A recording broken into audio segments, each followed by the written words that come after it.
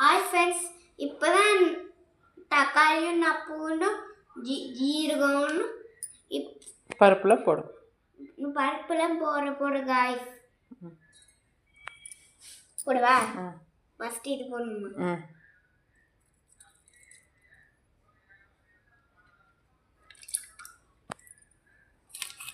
தக்காளியும் போடணும். போட்டேன். இப்போதான் நான் மஞ்சத்தூள் போட போகிறேன். எப்படி மஞ்சத்தூள் போதும், அதே போதும். எப்படி போடணும் பார்த்துக்கோங்க காய்ஸ். இப்படி போடணும். நெய் வைக்கணும்.